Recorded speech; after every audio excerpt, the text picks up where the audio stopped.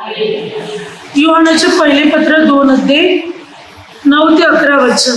योहानाचे पहिले पत्र 2 अध्याय वचन की प्रकाशात आहे असे म्हणून जो आपल्या बंधूचा द्वेष करतो तो अजून अंधकारातच आहे. वचन 10 आपल्या बंधूला प्रीती करणारा प्रकाशात राहतो आणि त्याचे काही अंधकार नसते. वचन 11 कोण आपल्या बंधूचा द्वेष करणारा अंधकारात आहे व अंधकारात जातो तू कुठे चाललास हे त्याचे त्यालाच कळत नसते कारण अंधकाराने त्याचे डोळे आंधळे केलेले आहेत. Hallelujah hallelujah hallelujah. वचन की संदीपा या ठिकाणी योहान काय म्हणतो, मी प्रकाशात असे म्हणून जो आपल्या बंधूचा द्वेष करतो तो अजूनही अंधारातच आहे. आपल्या बंधूवर प्रीती करणारा प्रकाशात राहतो आणि त्याच्या काही अडखळ नसते, पण आपल्या बंधूचा द्वेष करणारा अंधारात आहे व अंधारात चालतो. तो कुठे चाललाय त्याचे त्यालाच कळत नसते कारण अंधाराने त्याचे डोळे आंधळे केलेले आहेत. बायबल आपण सांगतो मी प्रकाशात आहे, मी प्रभूमध्ये आहे, मी प्रभूच्या वचनात जीवन जगत आहे. आणि असे सांगून आपण आपल्या भावाचा जर द्वेष करत आहोत तर आपण प्रकाशात किंवा प्रभूमध्ये नसून आपण अंधकारात आहोत. जो आपल्या भावावर प्रेम करतो तो प्रकाशात आहे, परंतु जो आपल्या भावाचा द्वेष करतो तो अजूनही अंधकारामध्येच आहे. आपल्या बंधूचा द्वेष करणारा अंधकारात चालतो. तो कुठे जातो काय करतो हे त्याचे त्यालाच कळत नाही कारण तो आपल्या बंधूचा आपल्या भावाचा द्वेष करत आहे. म्हणून बायबल या ठिकाणी काय शिकवत आहे पहा, आपल्या बंधूवर भगिनीवर आपल्या भावा बहिणीवर प्रेम करण्याबाबतीत बायबल शिकवते. पहा जसं की अनेक लोक रक्षाबंधन हा दिवस साजरा करणार, परंतु याचा अर्थ काय, राखी बांधले म्हणजे झालं का, नाही. हे सर्व रीतिरिवाजी करणे हे महत्वाचं आहे का असं वाटते का, नाही. सर्वात महत्वाचं आहे प्रेम.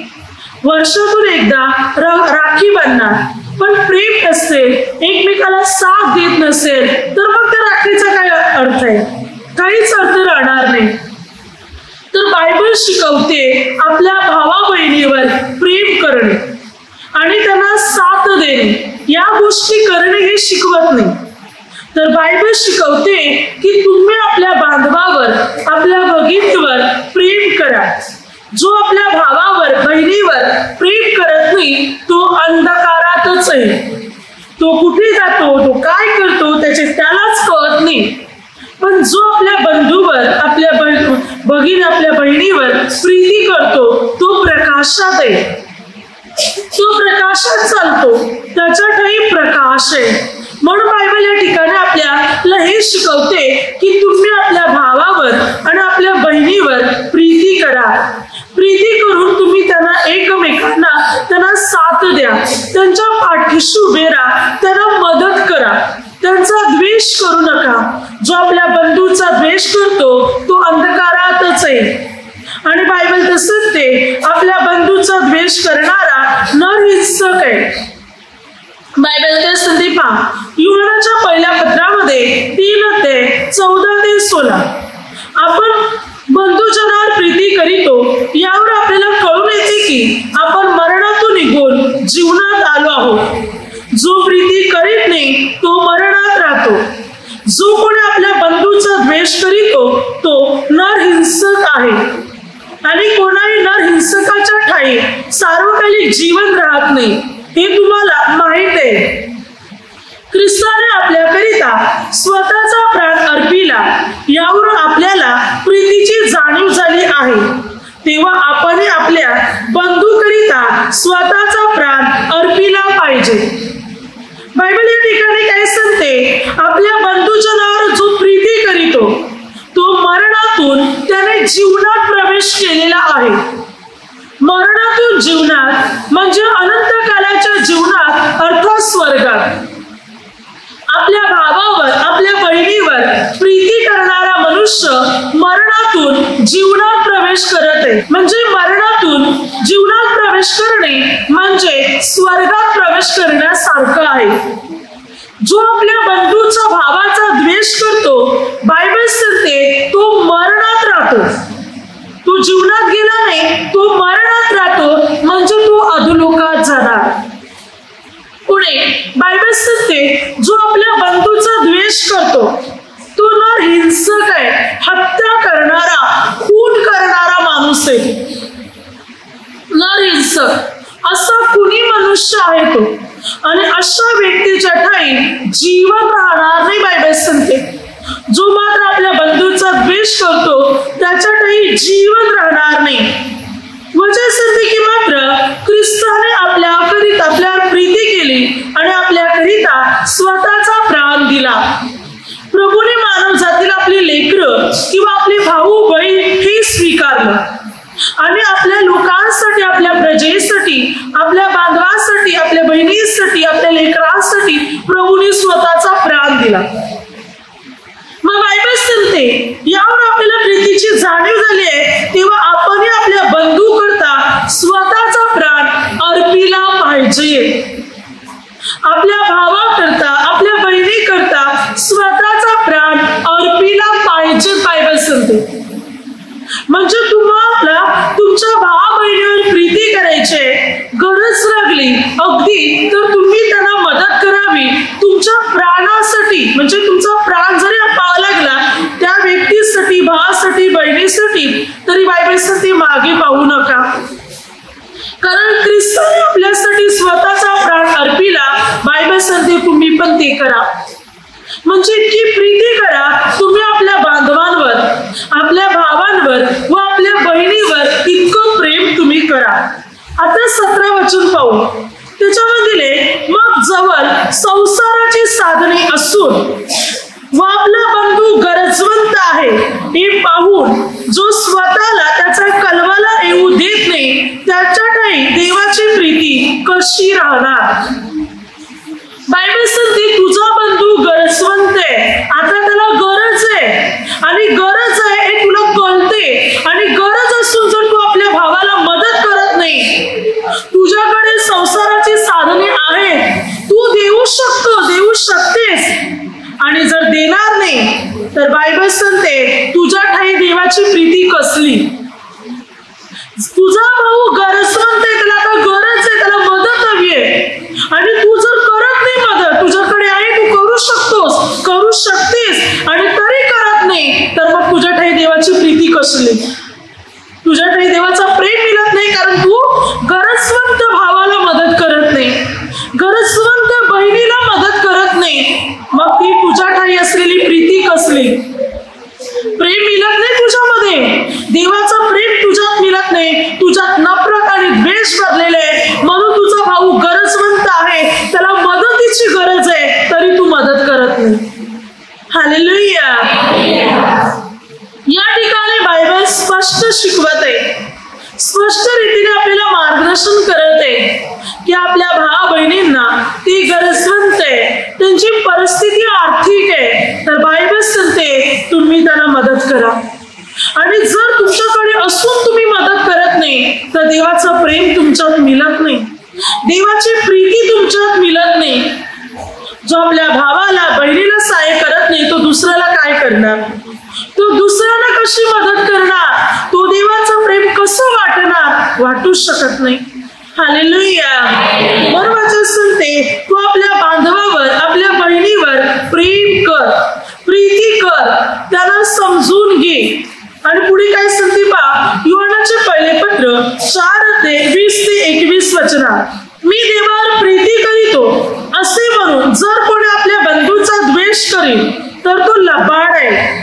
कारण डोळ्यापुढे असलेल्या आपल्या बंधूवर जो प्रीती करीत नाही त्याला न पाहिलेल्या देवावर प्रीती करता येणे शक्य नाही. जो देवावर प्रीती करतो त्याने आपल्या बंधूवरही प्रीती करावी, ही त्याची आपल्याला आज्ञा आहे. बायबल सांगते तुम्ही म्हणता माझा देवावर प्रेम आहे, माझा देवावर विश्वास आहे असं तुम्ही म्हणता, आणि आपल्या डोळ्यापुढे असलेल्या आपल्या भावावर, आपल्या बहिणीवर प्रेम करत नाही, तर वचन सांगते तुम्ही लबाड आहात. तुम्ही लबाड आहात. कारण तुम्ही म्हणता मी देवावर प्रेम करते, देवावर माझा विश्वास आहे, आणि आपल्या बंधूवर प्रेम करत नाही, तर तुम्ही लबाड आहात. प्रभू म्हणतो माझी आज्ञा तुम्हाला की तुम्ही आपल्या बंधूवर प्रीती करावी, कारण जो देवावर प्रेम करतो तोच आपल्या भाऊ बहिणीवर प्रेम करू शकणार. त्याचं देवावर प्रेम नाही म्हणतो आपल्या भावावर प्रेम करू शकत नाही. हालेलुया.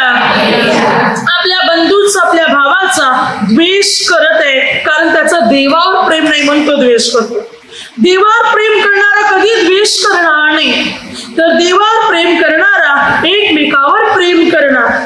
म्हणून प्रभू माझी आज्ञा आहे की तू आपल्या बंधूवर प्रेम कर, तू आपल्या भावावर प्रेम कर, तू आपल्या बहिणीवर प्रेम कर. ही परमेश्वर पित्याची आपल्याला असलेली एक आज्ञा आहे. आपले भाऊ बहीण आपल्याला देवापासून दूर करत आहे, ते देवाच्या विरुद्धात आहे, आपल्यालाही देवापासून दूर करत आहेत. आणि देवाला ओळखून त्याने देवाला नाकारलेले आहे, देवाकडे वळाव्यास तयार मिळत नाही, तर बायबल सांगते त्यांच्याशी नातं तोडा. काय सांगते बघा वचन. हालेलुया. हालेलुया. वचन या ठिकाणी आपल्याला शिकवते करंदीकरास पहिल्या पत्रामध्ये, त्याच्यामध्ये वचन काय सांगते पहा, 5 मध्ये त्याच्यामध्ये 9 ते 13 की वचन सांगते की तुम्ही कर्माची संगत धरू नये, तथापि जगामध्ये जे लोभी आहेत वाईट आहेत त्यांच्याती तुम्ही संगत धरू नये असं मी म्हणत नाही. तसं तुम्हाला करावं लागलं तर जगातून निघून जावं लागेल. मी तुम्हाला काय म्हणतो, कोण म्हणतो, बंधू म्हटलेला जो लोभी, चहाड, मद्यपी, मूर्तीपूजक किंवा निंदा करणारा, वाईट करणारा अशाची संगत धरू नका. प्रभूला ओळखून त्याने नाकारले, प्रभूकडे वळाव्यास तयार नाही तो, किंवा मात्र तू चुकीचं जीवन जगत आहे, तर बायबल सांगते अशाची संगत पण धरू नका, त्याच्या पंक्तीस पण बसू नका. पण जर तू प्रभूमध्ये किंवा प्रभूकडे वळायला तयार आहे, झुकायला तयार आहे, त्याची चूक त्याला कळत आहे, तर बायबल सांगते त्याचा द्वेष करू नका. जे कठोर बनलेले आहेत, प्रभूला ओळखून प्रभूला विसरलेले आहेत, त्यांना दूर करा, त्यांची संगत धरू नका. पण जे प्रभूमध्ये किंवा प्रभूकडे वळायला तयार आहे, ज्यांना त्यांची चूक कळलेली आहे, तर बायबल सांगते त्यांचा द्वेष करू नका. जसं द्वेष करणार तर आपल्या ठाई पित्याची प्रीती नसणार, देवाचा प्रेम आपल्या ठाई नसणार, जर असं आपण द्वेष करणार तर. हालेलुया. म्हणून बायबल सांगते तुम्ही आपल्या बंधूवर आणि तुम्ही आपल्या भगिनीवर प्रीती करा, प्रेम करा, त्यांचा तुम्ही द्वेष करू नका. तर तुम्ही त्यांच्यावर प्रेम करा, ते गरजवंत आहेत तर तुम्ही त्यांना मदत करा, त्यांना तुम्ही सहाय्य करा. बायबल शिकवते जर तू आपल्या भावा बहिणींना मदत करू शकत नाही तर तुझ्याकडे देवाचं प्रेम कसलं. याकोबाच्या पत्रामध्ये काय शिकवते पहा बायबल आपल्याला. याकोबाच्या पत्रामध्ये त्याच्यामध्ये 2 अध्याय 15 ते 16 वचनापर्यंत बायबल सांगते भाऊ किंवा बहीण ही उघडी आहे, त्यांना रोजच्या अन्नाची वाण आहे, आणि तुम्हामध्ये कोणी त्याला म्हणतो सुखाने जा, उभ घ्या व तृप्त व्हा, पण त्याच्या शरीराला पाहिजे ते त्यांना तुम्ही देत नाही, तर त्यापासून काय लाभ.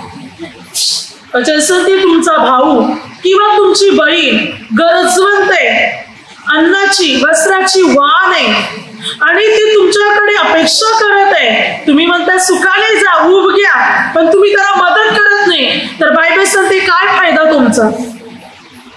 तुमचे भाऊ बहीण गरजवंत आहे, त्यांना मदतीची गरज आहे, त्यांची आर्थिक परिस्थिती आहे आणि ते अपेक्षा करत आहे आपल्याकडून, आणि आपण उलट त्यांना मदत करण्याऐवजी उलट त्यांचा तिरस्कार करतो, तर बायबल सांगते मग तुमचा फायदा काय, काहीच लाभ नाही. जर तुम्ही आपल्या गरजवंत भावाला बहिणीला सहाय्य करू शकत नसतील, मदत करू शकत नसतील, तर तुमचा फायदा नाही. वर्षातून एकदा येऊन राखी बांधणार, काय फायदा. भाऊ बहीण गरजवंत आहे, त्यांना मदत करत नाही, सहाय्य करत नाही, मग त्या राखीचा काय फायदा. काहीच फायदा नाही, चुकीचं आहे. महत्वाचं आहे तुम्ही एकमेकावर प्रेम करा, संकटाच्या वेळी एकमेकाच्या पाठीशी उभे राहा, एकमेकाला साथ द्या, हेच खरंय बंधू प्रेम. इब्रानियस पत्र 13 अध्याय 1 वचन. वचन सांगते बंधू प्रेम टिकून राहू, टिकून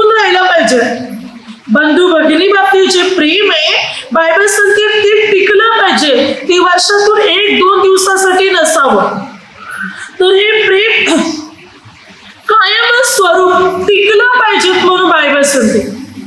हे प्रेम टिकायला पाहिजे म्हणून वचन सांगते तुम्ही एकमेकावर प्रेम करा, एकमेकावर तुम्ही प्रीती करा आणि हे प्रेम टिकणं फार महत्वाचं आहे. पहा बायबलमध्ये काही गोष्टी भावा बहिणीच्या बाबतीत काही गोष्टी लिहिलेल्या आहेत, काही दिलेल्या आहेत. त्याबद्दल आपण बायबलद्वारे पाहू की बायबल त्या संबंधाने काय शिकवते. पहिली गोष्ट उत्पत्ती 4 अध्याय 1 ते 15 वचनापर्यंत. तिकडे काईन आणि हाबेल दोघे आहेत भाऊ. ही दोघी पण भाऊ आहेत. काईन जो आहे तो देवाला आपल्या अर्पणातून, शेतातल्या धान्यातून अर्पणातून काही अर्पण देवाला करत आहे. पण हाबेल तो कलप चरायचा, त्यामुळे आपल्या कल्पातून पुष्ट जन्मलेलं प्रथम चांगलं तो देवाला अर्पण करतो. देव पित्याला इकडे हाबेलाचे अर्पण आवडले, काईनाचे नाही. म्हणून काईनाला राग आला आणि काईनाने जाऊन आपला लहान भाऊ हाबेल याचा खून केला. तेव्हा परमेश्वर पित्याने काईनाला म्हटले की तुझा भाऊ हाबेल कोठे आहे? काईन म्हणतो मी का माझ्या भावाचा राखणदार आहे? आपल्या भावाचा खून केला, देवाला कडक भाषण म्हणतो. मी का माझ्या भावाचा राखणदार आहे? आणि मात्र काईन पश्चाताप करत नाही. तेव्हा देव पिता काईनाला म्हणतो तू आपल्या भावाचा खून केल्यामुळे त्याचं रक्त पाशन करण्यासाठी भूमीने आपलं तोंड उघडलेलं आहे आणि तिचा तुला शाप आहे. तू भटकणारा आणि परगंदा असं बनला जाशील. पृथ्वीवर पहिला खून एका मोठ्या भावाने छोट्या भावाचा खून केला आणि काईनाने खून केल्यामुळे तो शापित बनला. परमेश्वर पित्याचा क्रोध त्याच्यावर भडकला कारण त्याने आपल्या भावाचं वध केलं होतं म्हणून. काईन भटकणारा आणि परगंदा असा बनला गेला, शापित बनला भावाचा खून केल्यामुळे. आपण आपल्या भावा बहिणींचं वाईट करणार तर परमेश्वराचा क्रोध आपल्यावर भडकणार, देवाचा क्रोध आपल्यावर येणार आणि आपण स्वतःचा नाश करणार. पुढे बायबल काय सांगते पहा. वचन सांगते की मात्र 2 राजे 11 अध्यायामध्ये योआश त्या ठिकाणी हालेलुया. आपण 2 राजे 11 अध्याय नंतर पाहू, पहिला 2 राजे 21 अध्याय पाहू. 2 राजे 21 अध्याय पाहू.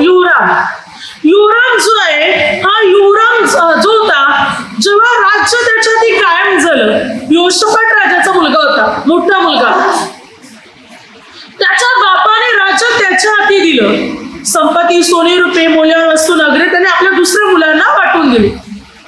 योरामच्या हातात राज्य कायम झालं. तेव्हा योरामने काय केलं, त्याने आपल्या भावांचा खून केला, त्यांना वधीने त्यांची कत्तल केली आणि इस्रायलच्या सरदाराची पण. योरामने आपल्या भावांचा खून केला म्हणून देवाचा क्रोध त्याच्यावर भडकला. देवाने त्याला असाध्य आतड्याच्या रोगाने पीडित केलं आणि दिवसेंदिवस त्याची आतडी तुटायला लागली, गळून पाडायला लागली आणि 2 वर्षाच्या आत तो मरण पावला.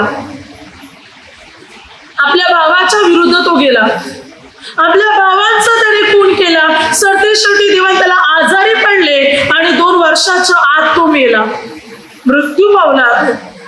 देवाचा क्रोध त्याच्यावर भडकला. शास्त्री 9 अध्याय अभिमलेख राजा बाबा म्हणून अभिमलेखने आपल्या बाकीच्या सर्व भावांची कत्तल केली. एका खडकावर 70 भावांना त्यांनी वधिले. त्याच्यातलं योथा मात्र सुटला. या अभिमलेखने आपल्या 70 भावांना मारून टाकले आणि मात्र स्वतः राजा बनला. शक्मीकर लोकांनी त्याला सहाय्य केलं. तेव्हा योथामने शाप दिला की तू हे केल्यामुळे मात्र हे राज्य तुझ्या हाती टिकणार नाही. ज्या शक्मीकर लोकांनी तुला सहाय्य केले ते तुझ्यावर उलटतील. आणि खरोखर अभिमलेखवर शक्मीकर लोक उलटले आणि अभिमलेख शक्मीकर लोकांवर उलटला. त्या दोघांमध्ये लढाया झाल्या. शक्मीकर लोकांचा पण नाश आणि अभिमलेखचा पण नाश झाला. आपल्या भावांची कत्तल केल्यामुळे त्याला शाप लागला आणि सरतेशेवटी अबीमेलेकचा नाश झाला, मृत्यू झाला भावाची कत्तल केल्यामुळे. पुढे वचन काय असेल ते पहा. Hallelujah, hallelujah. की आपल्या भावांना त्रास देणाऱ्या लोकांवर परमेश्वराचा क्रोध कसा भडकणार पहा. आपल्या भाव बहिणींना त्रास देणाऱ्या लोकांवर देवाचा क्रोध भडकणार. उत्पत्तीमध्ये 27 अध्याय याकोबाने आपला भाऊ एसाव याचा आशीर्वाद चोरून घेतला आपल्या बापाकडून. जो आशीर्वाद एसावाला मिळणार होता तो याकोबाने घेतला त्याच्या आईच्या सांगण्यावरून. अर्थात त्याने आपल्या भावाला फसवलं. याकोबाने आपल्या बापाकडून तो सर्व आशीर्वाद घेतला जो हक्क एसावचा होता, तो याकोबाने हिरावून घेतला. पुढे मात्र याकोबाने आपल्या भावाला फसवल्यामुळे त्याला वाटलं संपत्ती सर्व माझं हो, माझ्या भावाचं नको, माझं आहे सर्व. आणि त्यामुळे मात्र पुढे असं घटना घडली गेली. याकोबाने एसावला फसवलं. पुढे याकोबाच्या जीवनात ही गोष्ट घडली. याकोबाला मुलं झाली. जेव्हा याकोबाला मुलं झाली तेव्हा याकोबाच्या मुलांमध्ये तीच मुलं आपापल्या भावाविरुद्ध गेली. म्हणजे याकोबाची 10 मुलं योसेफाविरुद्ध गेली आणि याकोबाच्या 10 मुलांनी याकोबाचा लहान मुलगा योसेफ याला विकून टाकले. उत्पत्ती 37 अध्याय. याकोबाने आपल्या बापाला फसवलं आपल्या भावाच्या बाबतीत. पुढे याकोबाचं लग्न झालं, त्याला मुलं झाली आणि मग त्याच्याच मुलामध्ये भावाभावामध्ये ही लढाई झाली.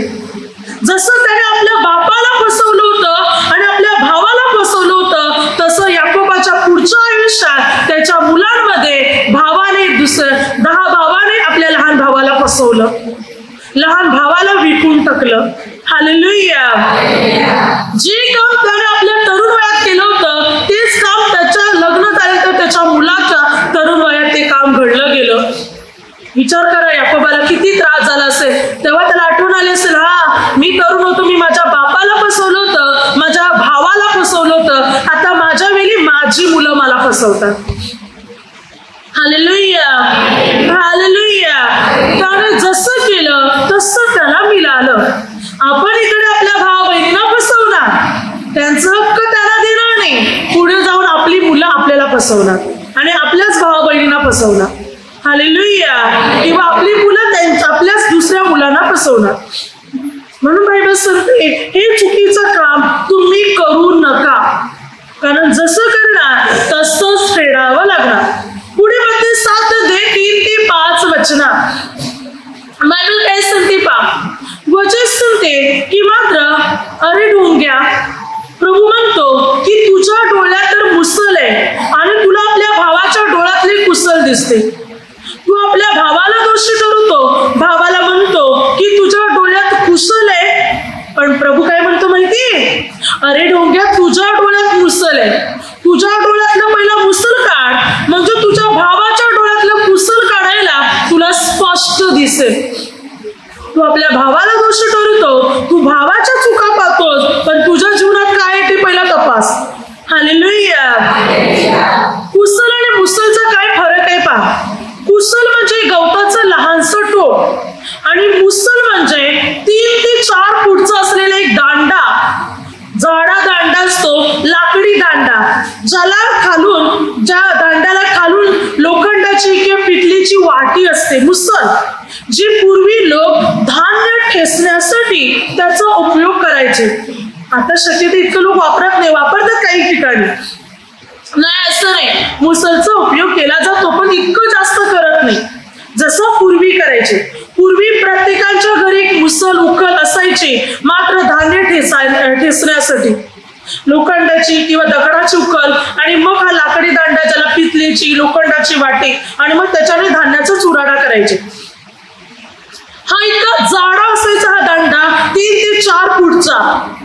वचन काय सांगते, तुझ्या डोळ्यात मुसल आहे आणि तुझ्या भावाच्या डोळ्यात कुसल आहे. तू भावाला काय म्हणतो, तुझ्या डोळ्यात कुसल आहे, पाप आहे, तू पापी आहे, तू दोषी आहे. पण प्रभू म्हणतो तू तुझ्या भावाला दोष लावतोस ना, तुझ्या भावाने चुका केले हे दाखवतोस ना, पण तू काय केलेस, तुझ्या डोळ्यात तर मुसल आहे. तुझ्या भावापेक्षा तू जास्त दोषी आहेस.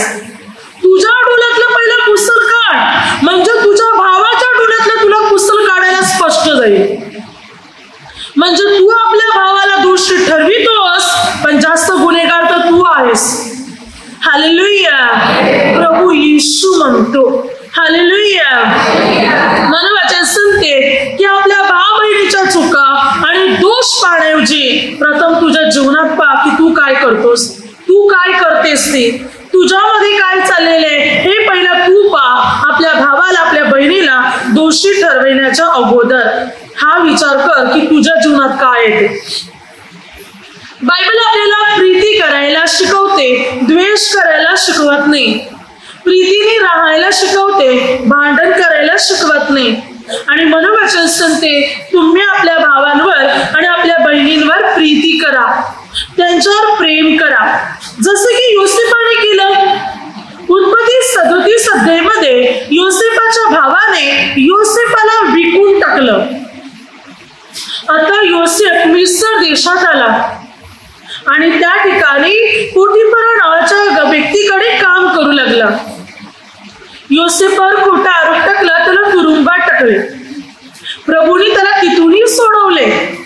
पुढे हा योसेफ संपूर्ण मिस्र देशाचा प्रधानमंत्री बनला गेला. हा योसेफ या संपूर्ण मिस्र देशाचा अधिपती बनला गेला. त्यानंतर जो योसेफाने म्हटल्याप्रमाणे दुष्काळ पडला. अगोदर सुकालाची 7 वर्ष, नंतर दुष्काळाची. आता योसेफाचे भाऊ योसेफाकडे धान्य मागायला आले. योसेफाने आपल्या भावानं ओळखलं, पण योसेफाच्या भावाने योसेफाला ओळखलं नाही. योसेफाने अगोदर त्यांची परीक्षा घेतली की खरोखर माझे भाऊ बदलल्यात का, आणि दुसऱ्या वेळेला त्यांना ओळख दिली की मी तुमचाच भाऊ योसेफ आहे. पुढे योसेफाने आपल्या भावांना, त्याच्या कुटुंबांना, आपल्या बापाला सर्वांना मिस्र देशात बोलाविले.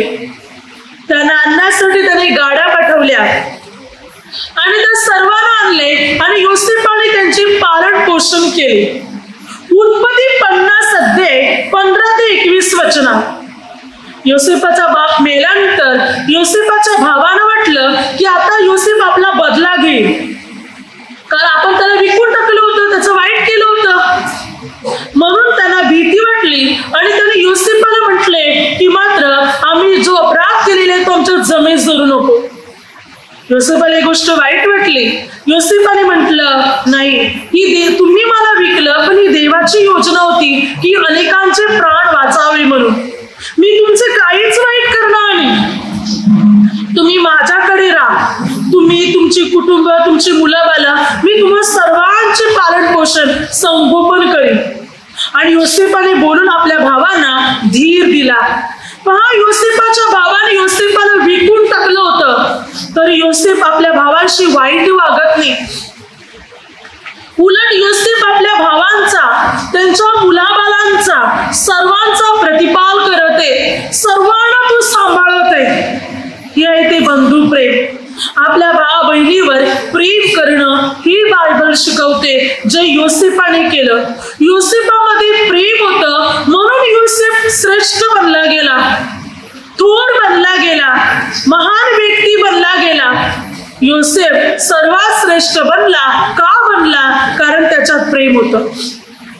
ज्याला गुलाम म्हणून विकलं होतं तो तर राजा बनला, आणि जे अधिकारी होते त्याचे भाऊ मात्र सर्व घर, दार, संपत्ती, जमीन जागा होती त्यांच्याकडे, पण तरी त्यांच्या हाती काही राहिलं नाही, ते गरीब राहिले. पण ज्याला गुलाम म्हणून विकलं होतं तो राजा बनला, योसेफ, कारण त्याच्यामध्ये भावाविषयी प्रेम होतं. आणि ज्या भावामध्ये आपल्या भावाविषयी नफरत होती ते प्रगती करू शकले नाही, ते पुढे जाऊ शकले नाही. पण योसेफात प्रेम होतं म्हणून तो राजा बनला. हालेलुया. आपल्या भावा बहिणीविषयी आपल्यामध्ये प्रेम असणार, आपण श्रेष्ठ बनणार, आपण थोर बनणार, देव आपल्याला उंच करणार, देव आपल्याला एक महान व्यक्ती बनवणार. पण ज्या व्यक्तीमध्ये आपल्या भाव बहिणीविषयी प्रेम नाही, आदर नाही, ते लोक कधी प्रगती करू शकणार नाही, यशस्वी बनू शकणार नाही, यश त्यांच्या हाती लागणार नाही. म्हणून वचन सांगते, तुम्ही आपल्या भावावर आपल्या बहिणीवर प्रेम करा, प्रीती करा, हे बायबल आपल्याला शिकवते. हालेलुया.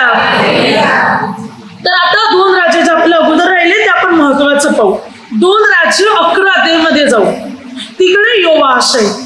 त्या ठिकाणी अथल्याने पाहिलं की आपला मुलगा हा मरण पावलेला आहे.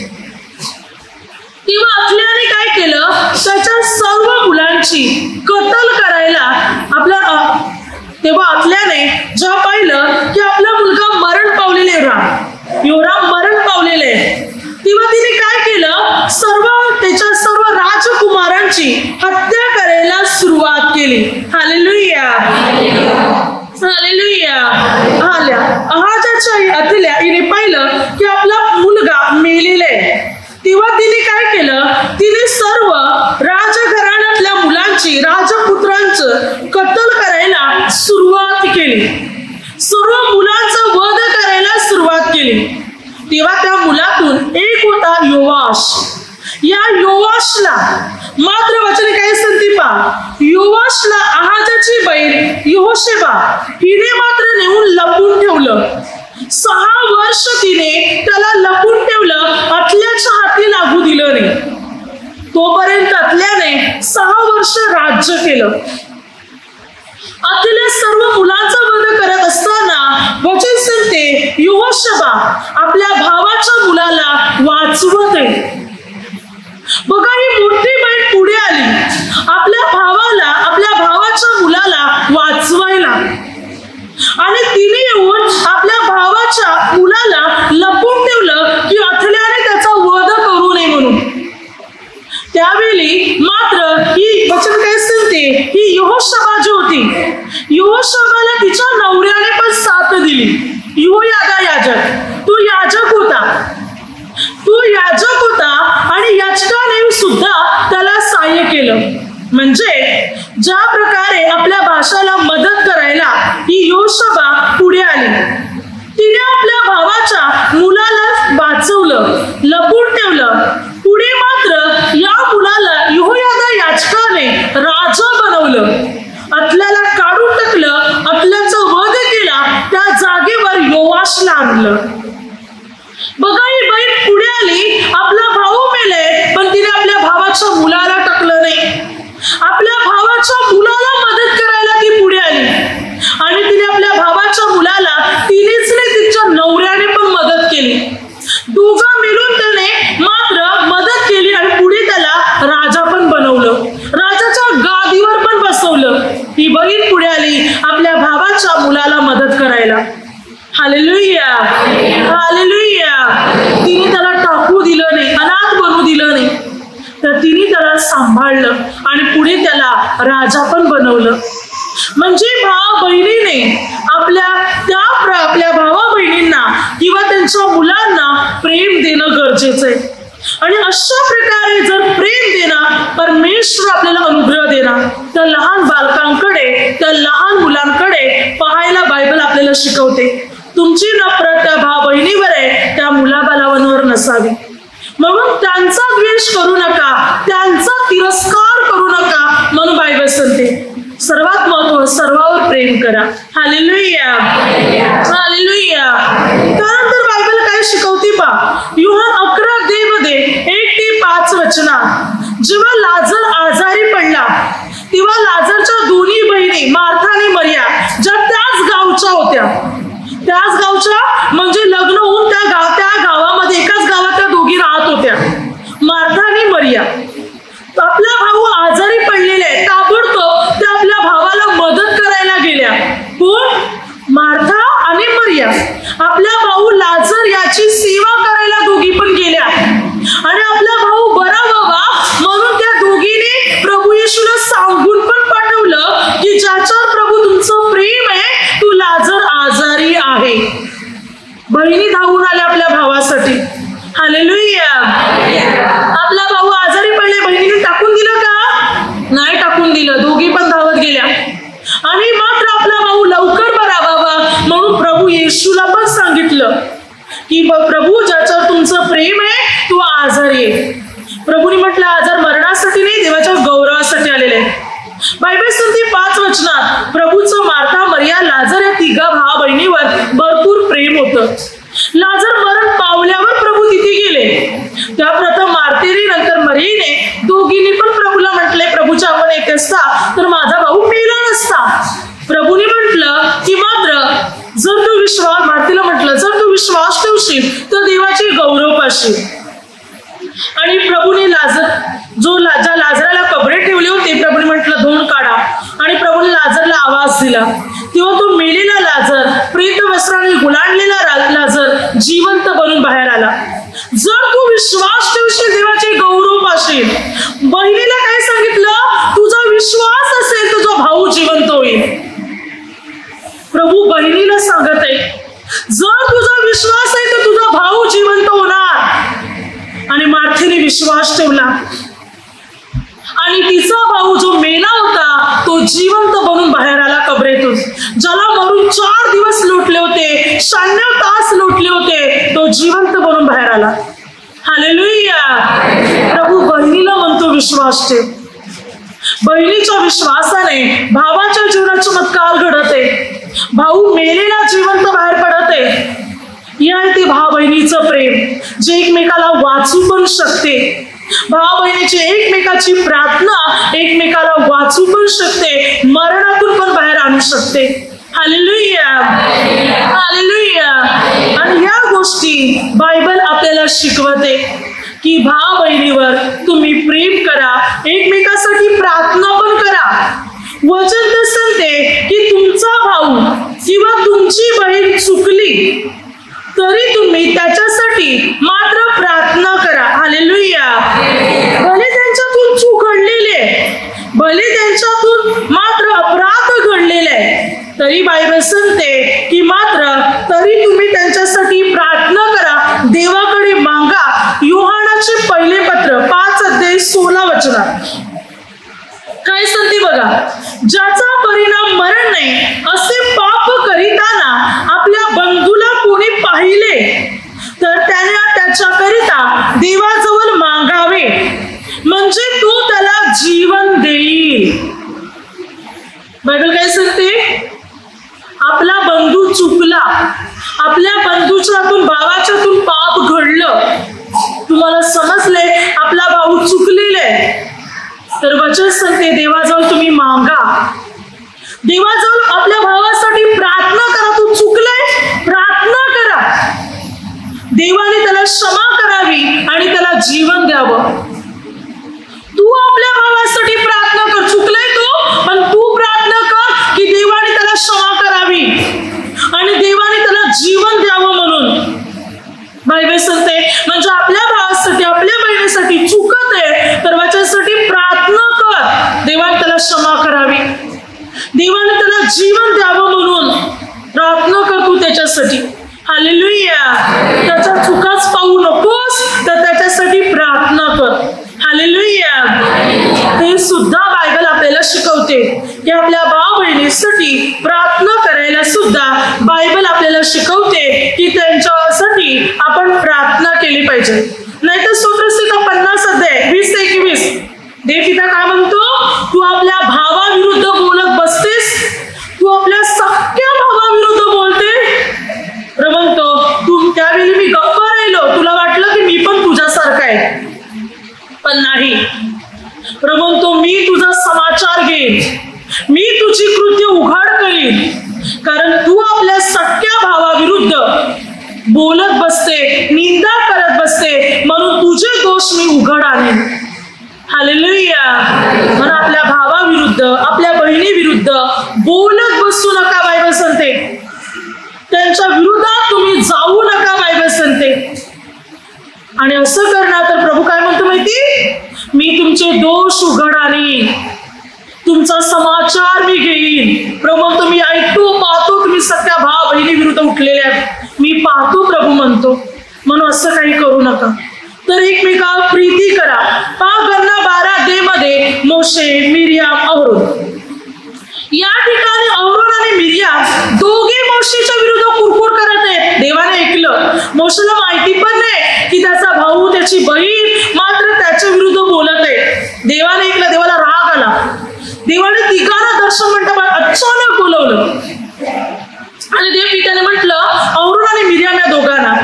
तिघांना बोलावलं होतं, मोशेला पण, आरोन आणि मिरियमला. आणि त्या दोघांना काय म्हटलं, आरोन आणि मिरियमला, माझा सेवक मोशे याच्या विरुद्ध बोलायला तुम्हाला भीती कशी नाही वाटली? तो माझ्या घराण्यातला विश्वासू आहे, विश्वासू व्यक्ती आहे. तेव्हा मिरियम ताबडतोब कोडी बनली. अहरोनने ताबडतोब पश्चाताप केला, त्याला क्षमा झाली, पण मिरियम कोडी बनली. मिरियमच्या अंगावर कोड फुटले गेले. मोशेने देवाकडे विनंती केली. तेव्हा देवदूताने म्हटलं, तिचा बाप जरी तिच्या तोंडात थुंकला असता तर निदान 7 दिवस तिला लाज वाटली असती. 7 दिवस तिला बाहेर कोंडून ठेवा. आणि मिरियमला 7 दिवस बाहेर कोंडून ठेवण्यात आले. आणि मग देवाने तिला मोशेच्या मध्यस्थीप्रमाणे तिला बरे केले. बघा, भावाच्या विरुद्ध कुरकुर करत होते म्हणून देवाचा क्रोध भडकला, दोघांना पीडा. मोशे देवाचा संदेष्ट होता, अहरोन पण होता, मिरियम पण संदेष्ट होती, पण कुरकुर करत नाही पण देवाने त्यांची गय केली नाही. देवाने मात्र मिरियमला शिक्षा केली. म्हणून वचन सांगते, तुम्ही आपल्या भावा बहिणी विरुद्ध कुरकुर करीत बसू नका, त्यांची निंदा करीत बसू नका, त्यांचा द्वेष करीत बसू नका. त्यांच्यावर प्रेम करा, त्यांच्यासाठी प्रार्थना करा. भले ती बिघडलेली आहेत, प्रार्थना करा, प्रभू त्यांच्यामध्ये बदल घडवेल, पण द्वेष करू नका त्यांचा. सतत त्यांच्या विरुद्ध कुरकुर करीत बसू नका. इतरांना त्यांच्या विरुद्ध भडकवण्याचा प्रयत्न करू नका, नाहीतर देवाचा क्रोध तुमच्यावर भडकेल. हालेलुया. बायबल आपल्याला प्रेम करायला शिकवते. कोरिन्थीकरास पहिले पत्र 6:5 ते 8 वचनात पौल त्या ठिकाणी काय म्हणतो पहा. संत पौल म्हणते की मात्र तुम्ही आपल्या भावामध्ये अगदी खरा न्याय सुद्धा करत नाही. योग्य न्याय निवाडा तुम्हाला करता येत नाही. आणि मात्र तुमचा तसा एकही शाणा नाही की जो आपल्या भावामध्ये चांगला योग्य न्याय करत असेल. एक पण शाणा नाही. कारण पौल म्हणतो तुम्ही आपल्या भावावर तर फिर्याद करता. भाऊ भावावर उठलेले आहे, भाऊ भावाविरुद्ध कोर्ट कचेरीच्या पायऱ्या चढत आहे, खटले भरत आहात तुम्ही एकमेकाविरुद्ध. म्हणून पौल म्हणतो तुमच्यात एक पण शाणा नाही भावात खरा न्याय करणारा, भावाला समजून घेणारा. कारण तुम्ही आपल्या भावावर फिर्याद करत आहात, खटले भरत आहात, कोर्ट कचेरीच्या पायऱ्या चढत आहात तुम्ही आपल्या भावाविरुद्ध, बहिणी विरुद्ध. म्हणून तुमच्यात कोणी शाणा नाही. पौल म्हणतो की असे करून तुम्ही स्वतःच नुकसान करता. तुम्ही जेव्हा आपल्या भाव बहिणीवर अन्याय करता तेव्हा तुम्ही स्वतःच नुकसान करता. त्यापेक्षा तुम्ही सहन का करत नाही, त्यापेक्षा तुम्ही शांत का राहत नाही. पौल म्हणतो का तुम्ही आपल्या भावाविरुद्ध आणि आपल्या बहिणी विरुद्ध जाता, एकमेकाविरुद्ध कोर्ट कचेरीच्या पायऱ्या चढता, का तुम्ही खटले भरता एकमेकाविरुद्ध. त्यापेक्षा तुम्ही सहन का करत नाही, त्यापेक्षा तुम्ही शांत का राहत नाही. बायबल सांगते सहन करा आणि शांत राहा. परमेश्वर कार्य करणार, परमेश्वर चमत्कार घडवणार, पण एकमेकाविरुद्ध जाऊ नका. तर क्षमा करा, प्रीती करा. हेच बायबल आपल्याला शिकवते, ज्याद्वारे प्रभू आपल्याला अनुग्रह देणार, आपल्या भाव बहिणींना आशीर्वाद द्यायला बायबल शिकवते. उत्पत्ती 24 अध्याय वचन काय सांगते पहा. त्या ठिकाणी 58 ते 60 वचनात रिबका आता आपल्या सासरी जात आहे. मात्र लाबानाने म्हणजे रिबकेचा जो भाऊ होता लाबान, त्याने तिला विचारले काय तू यांच्या बरोबर जायला तयार आहेस का. रिबकाने हो असं म्हटलं. तेव्हा तिचा भाऊ म्हणजे रिबकीचा भाऊ लाबान तो आपल्या बहिणीला म्हणतो ताई ग, तू शास्त्रवादीची आणि लक्षावादीची जननी हो. तुझी संतती मात्र आपल्या वैऱ्यांवर विजय प्राप्त करो. हा भाऊ आपल्या बहिणीकडे आशीर्वाद देऊन शांतीने तिची रवानगी करत आहे तिच्या सासरी. भाऊ आपल्या बहिणीला आशीर्वाद देते. म्हणजे बायबल हे शिकवते की भावाने किंवा बहिणीने आपल्या भाव बहिणींना आशीर्वाद द्यावा, शाप देऊ नये. कारण दिलेला शाप खरा ठरतो. योद्धाने अभिमलेकला शाप दिला आणि तो शाप खरा ठरला, अभिमलेकचा नाश झाला. म्हणून बायबल शिकवते की तुम्ही आपल्या भाव बहिणींना शाप देऊ नका, आशीर्वाद द्या. लाबान या ठिकाणी आपल्या बहिणीला आशीर्वाद देते. बहिणीने भावाला आशीर्वाद दिला पाहिजे आणि भावाने बहिणीला आशीर्वाद, एकमेकांना आशीर्वाद. बहिणीने भावाला पण आणि भावाने बहिणीला आशीर्वाद द्या, शाप देऊ नका. एकमेकाचं चांगलं व्हावं, भलं व्हावं, बरं व्हावं म्हणून आशीर्वाद द्या, शाप देऊ नका. हालेलुया. म्हणजे बायबल या ठिकाणी आपल्याला चांगलं करायला शिकवते, चांगल्या रीतीने वागायला शिकवते. म्हणून पेत्राचे दुसरे पत्र 1:7 सुभक्तीत बंधू प्रेमाची व बंधू प्रेमात प्रीतीची भर घाला. सुभक्तीत बंधू प्रेमाची. आपण प्रार्थनामय जीवन जगणार आहोत तर आपल्यामध्ये बंधू प्रेम पाहिजे. सर्वांवर आपण बंधूसारखं, बहिणीसारखं, भावासारखं प्रेम केलं पाहिजे. आणि या बंधू प्रेमात प्रीतीची भर घाला. प्रार्थनामय जीवन जगणारे लोक तर आपल्यामध्ये कोणाविषयी द्वेष नसावा, प्रेम असावं आपल्या भाव बहिणीविषयी सुद्धा. रोमकरास पत्र 12:10 बंधू प्रेमा बाबतीत तुम्ही एकमेकांना खरा स्नेहभाव दाखवा. बंधू प्रेमा बाबतीत, आपल्या भाव बहिणीच्या प्रीती बाबतीत खरा स्नेहभाव दाखवा, खोटा नाही. वरवरचं प्रेम दाखवू नका, खरं प्रेम दाखवा. खरोखर तुम्ही आपल्या भाव बहिणीवर प्रेम करा. ती गरजवंत आहे त्यांना मदत करा. त्यांची परिस्थिती आर्थिक आहे त्यांना सहाय्य करा. त्यांना मदतीची गरज आहे, त्यांच्यासाठी धावून जा. कदाचित त्यांच्या चुका त्यांना आता कळल्या असतील, त्यांच्या चुका पाहू नका, त्यांना क्षमा करा, त्यांना मदत करा. परमेश्वर आपल्याला अनुग्रह देईल, परमेश्वर आपल्याला आशीर्वादित करेल, परमेश्वर आपल्या जीवनात चमत्कार करेल. आपल्या भाव बहिणींना सहाय्य करा. आपल्याकडे आहे ना, आपण करू शकतो ना, तर बायबल सांगते तुम्ही करा, त्यांना मदत करा. परमेश्वर आपल्याला नक्की अनुग्रह देईल, नक्की प्रभू आपल्याला आशीर्वादित करेल. त्यांचा द्वेष करू नका, त्यांचा तिरस्कार करू नका. प्रेम करायला, नेहमी त्यांच्या पाठीशी उभं राहायला बायबल आपल्याला शिकवते. आणि अशा प्रकारे आपण वागत आहोत तर प्रभू आपल्याला अनुग्रह देणार. एकदा एका गुरुने आपल्या शिष्याला विचारले, सकाळ होणं म्हणजे काय? तेव्हा एका शिष्याने म्हटलं, गुरुजी सकाळ होणं म्हणजे सूर्य उगवणं. दुसऱ्याने म्हटलं, नाही गुरुजी, रात्र जाऊन उजाड येणं म्हणजे सकाळ होणं. असे वेगवेगळ्या प्रकारे ते उत्तर देत होते. तेव्हा एका शिष्याने म्हटलं, गुरुजी सकाळ होणं म्हणजे आपल्या भावाबरोबर समेट करणं. त्या गुरुने म्हटलं, बरोबर उत्तर दिलंस. सकाळ होणे म्हणजे आपल्या भावाबरोबर समेट करणे.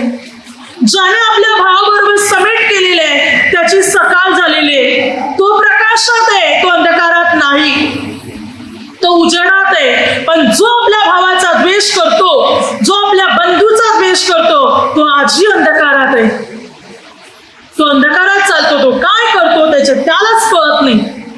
म्हणून वचन सांगते, समेट करा आपल्या भावावर, बरोबर प्रीती करा तुम्ही त्यांच्यावर.